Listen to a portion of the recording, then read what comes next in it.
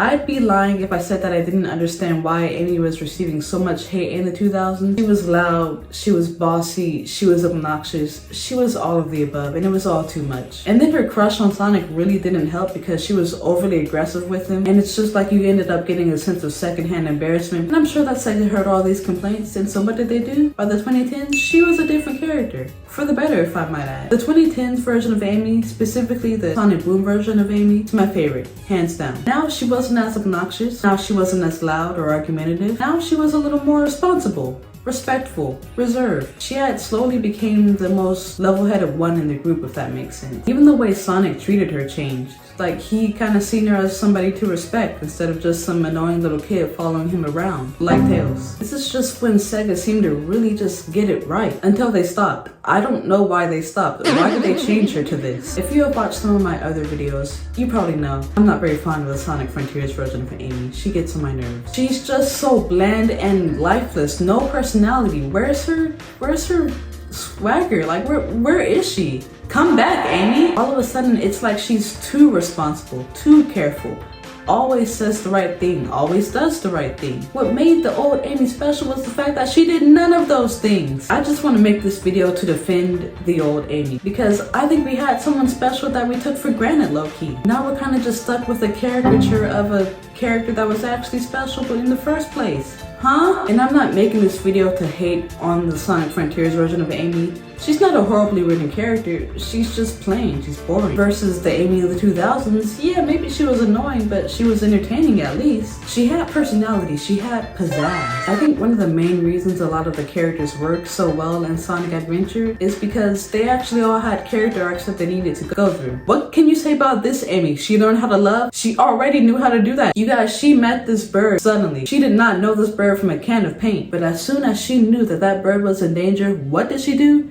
She helped the bird, guys. When she figured out that Sonic was going to be able to protect the bird, she protected the bird herself. She put herself in front of the bird. She was selfless and she did what she needed to do for that bird. And this is why I feel like Amy is so underrated as a character. At first glance, yeah, you're probably thinking, oh, she's just like Sonic. That's her whole character. That's her whole personality. No, it's not. Amy is actually very loving. She's actually very selfless. She's actually very kind. Is she a little aggressive with how she does those things? Absolutely. But her heart is in the right place, I think. 2000s Amy wasn't so quick to give up. She was quick to help. Through the dialogue in Sonic Adventure, you kind of get the sense that she was heavily reliant on Sonic. Sonic, you're my hero. Sonic, I need your help. Sonic, I need you to protect this bird that you don't know. But throughout the game, she learned that she couldn't depend on Sonic as much, and she decided to take some independence on for herself, and she ended up saving the bird. Her story is very similar to Tails in that way. Yeah, Sonic has a whole fan club, and it's just those two. You cannot convince me otherwise. Sometimes it seemed like people in the 2000s acted like Amy just spent her entire life just running around chasing Sonic. Nah, because if that really was the case, she would have let that bird get blasted out the sky by the Eggman's robot, and she would have just went to chase Sonic off. I mean, think about it. That seemed to have been the first time she's seen Sonic in a long time, and instead of just chasing him, she was trying to save that bird. Now in Sonic Heroes, Amy was a bit much. She never had the perfect interpretation of her character in my opinion, but then again, who am I to say what's perfect for Amy and what's not? I'm just a fan. But I will say that in Sonic Adventure, her character in the 2000s was much more enjoyable than others. And then there's also Sonic Unleashed. Even though when you first see her, or when she first sees you rather, the first words out of her mouth is, "Found you, Sonic." And it kind of gives you the impression that maybe she had been looking for Sonic, even though the planet was literally split into pieces, and it's like, you kind of start to wonder, Amy, do you really have a life outside of Sonic? But I'm gonna just assume that she just saw him by chance. But even in Sonic 08, did I just say Sonic 08? What? But even in Sonic Unleashed, I liked Amy's character. She was cool. But my ultimate favorite version of Amy has to be Sonic Boom. Sonic Boom is where Amy's character was the most balanced, in my opinion. She had a little bit of that edge. She was a little bossy. She was a little much sometimes, but to even that out, she was also responsible. She was the most level-headed one of the group, and she was a little more chill and down to earth. She still had her feelings and her crush on Sonic, but it wasn't as big of a deal this time around, you know? She actually tried to hide it quite badly, but this version of Amy was reasonable.